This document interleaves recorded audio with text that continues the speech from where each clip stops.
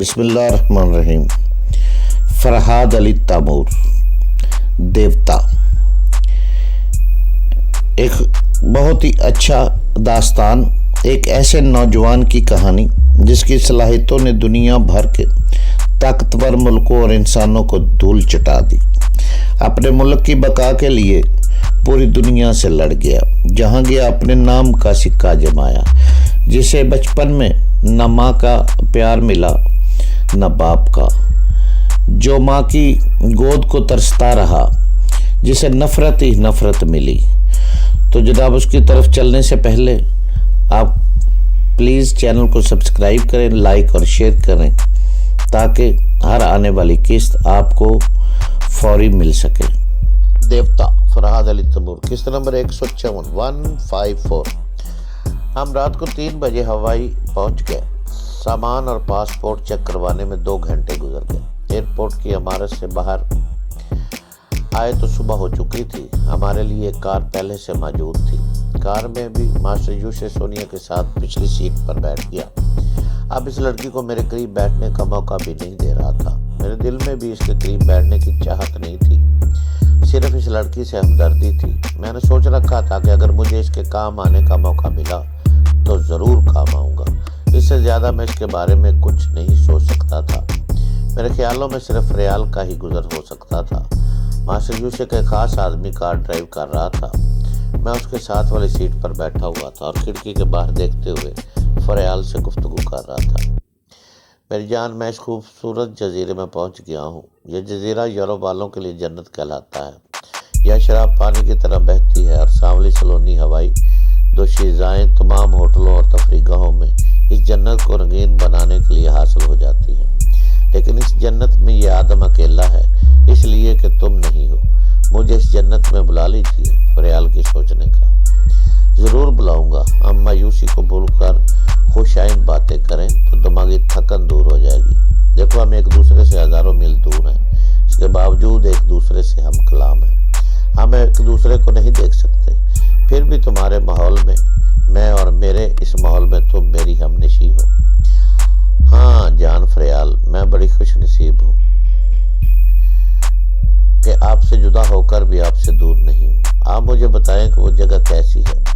یہاں چاروں طرف ہریالی ہے، دور دور تک اونچے اونچے ناریل کے درخت نظر آ رہے ہیں۔ یہاں کے مقامی باشندے زیادہ تر لنگی اور بنیان میں نظر آ رہے ہیں۔ جوان لڑکیاں گھاس کے گھاگرے پہنے ہوئے ہیں جو صرف گھٹنوں تک ہوتے ہیں۔ شاید یہ اتنے غریب ہوتے ہیں کہ انہیں کپڑا نصیب نہیں ہوتا، کیونکہ وہ چنیاں بھی گھاس کی اور پتوں کی بنا کر پہنتی ہیں۔ غریبی کا یہ حسن دولت مندوں کے لیے رنگین نظارہ بن جاتا ہے۔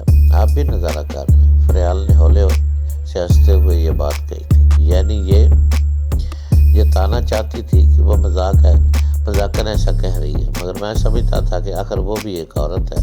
میں کسی دوسری عورت کا ذکر کروں گا تو وہ ضرور رقابت محسوس کرے گی۔ میں نے ہنستے ہوئے کہا، یہ بات نہیں فریال، میری آنکھوں کے سامنے مناظر گزر رہے ہیں، اس لیے میری آنکھیں دیکھنے پر مجبور ہے۔ ایسا تو ممکن ہی نہیں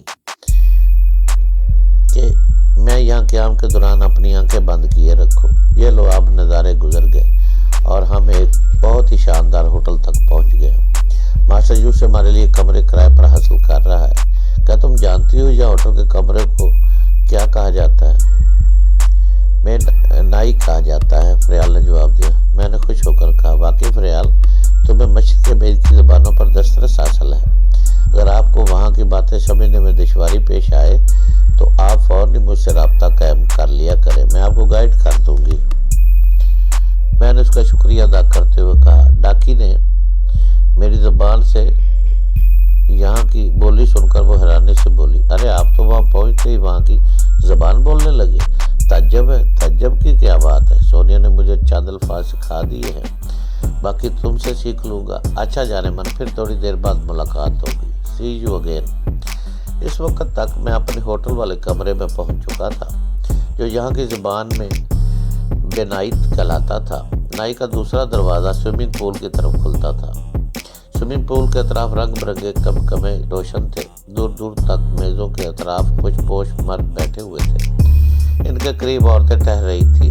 मकामी लड़कियां अपने मखसूस घास के घाघरों में इधर से उधर फिरती हुई वेटर्स के फराइज सरंजाम दे रही थी।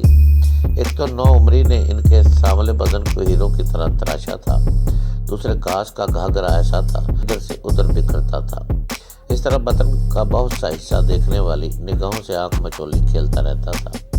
साफ छुपते भी नहीं, सामने आते भी नहीं वाली बात हो तो निगाहें बार बार पलट कर वही की होकर रह जाती हैं। मास्टर यूशी की नीयत भी डोल रही थी। मैंने उसकी सोच को पढ़ा तो पता चला वो यहाँ के हुस्न का बहुत पुराना तलबगार है। जब भी यहाँ आता है उसके लिए यहाँ की सबसे हसीन दुशीज़ा का पहले ही इंतज़ाम कर लिया जाता है। सुकत वो अपने कमरे में बैठा हुआ किसी हवाई दुशीज़ा का इंतज़ार कर रहा था। पता नहीं किस वक्त जजीरा कुवैत जाने का प्रोग्राम था। वहाँ पहुंचकर उसे बहुत सी जिम्मेदारियां संभालनी थी और मैं जो उसके लिए दर्द सर बना हुआ था, वहाँ पहुंचकर ही इस दर्द सर से उसे निजात मिल सकती थी। इसलिए फ़िलहाल वो तफरी के मूड में था। मेरे लिए ये मौका गनीमत था। मैंने सोचा अब इस शैतान को छेड़ना चाहिए और इसकी एक ख़ास कमज़ोरी को इसके सामने लाकर इश्तियाल दिलाना चाहिए। ये सोचकर मैंने कहा, हेलो मास्टर सुल्तान शैतान, मैं तुम्हारी सोच को पढ़ रहा हूँ। इस वक्त तुम बड़े मूड में हो और किसी फुलझड़ी का इंतज़ार कर रहे हो। वो बड़े मूड में हंसते हुए कहने लगा, क्या तुम ललचा रहे हो? सोच, अगर सोनिया तुम्हारे दोस्त बनने की हिमाकत न करती तो शायद एक रात के लिए उसे तुम्हारे पास भेज देता। मुझे सोनिया से रात वाली दिलचस्पी नहीं है। फिर यह कि औरतों के सिलसिले में मैं किसी का मोहताज नहीं हूँ। तुम मोहताज भी हो और इस मामले में कमज़ोर भी हो। क्या बक रहे हो? उसने नागवारी से पूछा। मैं वही कह रहा हूँ जो तुम्हारे मुतल्लिक जानता हूँ। मैंने भी चोरी छुपे तुम्हारी सोच को पढ़कर ये मालूम कर लिया है कि एक तो तुम बूढ़े हो, दूसरे ये कि जवानी में इतनी अय्याशियाँ की हैं कि अब सिर्फ तुम्हारे अंदर अय्याशी की हवस रह गई है। मेरी बात को तुम ही समझ सकते हो कि तुम सिर्फ हाथी के दांत हो। ये दांत दिखा सकते हो, इस्तेमाल नहीं कर सकते। बकवास मत करो। वो अचानक ही अपनी तौहीन से तमतला गया। सूअर कमीने, तुम मेरा मजाक उड़ा रहे हो। मैं तुमसे ज़्यादा जवान हूँ, तुमसे ज़्यादा मुझ पर लड़कियाँ मरती हैं। देखो मास्टर यूशे, हम दोनों टेलीपैथी के ज़रिए इंसानों के अंदर तक पहुँच जाते हैं। मैंने भी तुम्हारे अंदर छुपी हुई एक कमज़ोरी को समझ लिया है। तुम हकीकत से इनकार ना करो। इससे पहले कि वो लड़की तुम्हारा मजाक उड़ाए तुम उसे मेरे पास भेज दो। मैं एक दोस्त की हैसियत से तुम्हारी ये कमी पूरी कर दूंगा। वो विस्की से चुगल कर रहा था। उसने गुस्से में आकर शीशे के जाम को फर्श पर पटक दिया। फरहाद, तुम फौरन मेरे कमरे में आओ। मैं तुम्हें बताना चाहता हूँ कि मैं क्या हूँ। मैं तुम्हारे कमरे में जाना ज़रूरी नहीं समझता। यहीं बैठकर तुम्हारी बेबसी का तमाशा देख सकता हूँ। क्या एक लड़की के सामने तुम्हें नदामत नहीं होगी? उसका गुस्सा आसमान पर पहुँच गया। उन्हें पहले तो मुझे गालियाँ दी, फिर इंतकामन मेरे दिमाग में हलचल मचाने लगा। मैं खुद को कंट्रोल में रखने की कोशिश करने लगा। मैं अगर दिमाग की बसात पर शैतान से मुकाबला न कर सका। वो मुझे पागल बनाकर पूरे कमरे में नचाता रहा। जब बिल्कुल नढाल हो गया तो उसके बाद मेरे कमरे में दो आदमी आए। इनमें से एक अंग्रेज़ था, दूसरा मुकामी बाशिंदा था। मैं अपना सर थामे फर्श पर पड़ा हुआ था। वो दोनों मेरे करीब आए और मेरी बगल में हाथ डालकर मुझे घसीटते हुए मास्टर यूशे के कमरे में ले गए। वो एक कोच पर बैठा हुआ पी रहा था। उसने मुझे देखते ही अपने आदमियों से कहा, दरवाज़ा अंदर से बंद कर दो और इसे पीटना शुरू करो। इतनी देर में फिर मेरा ज़हन इतदाल पर आ गया था। मैं हालात से निपटने के लिए तैयार हो गया। मैं सोच रहा था कि जैसे ही वो मुझे मारना शुरू करेंगे मैं इन दोनों पर जवाबी हमले करूंगा, मगर वो शैतान मेरी सोच को पढ़ रहा था।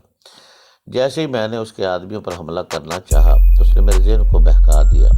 जब ज़हन बहकेगा तो हाथ पाँव का निशाना भी बहकेगा। मैं उसके आदमियों को मारना चाहता था, मगर मेरे हाथ दूसरी तरफ घूम जाते थे और मैं परेशानी की हालत में खासा कमज़ोर पड़ जाता था।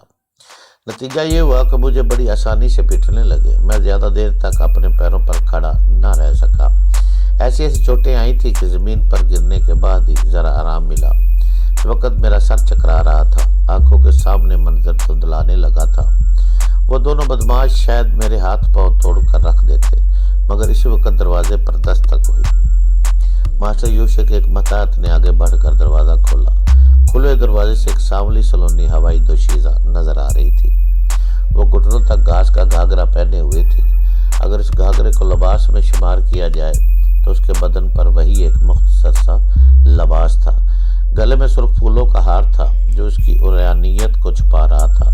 اس کے سیاہ گنہرے بال شانوں پر بکھرے ہوئے تھے اور بالوں کی سیاہ راکھ میں بھی ایک سرخ پھول مسکرا رہا تھا۔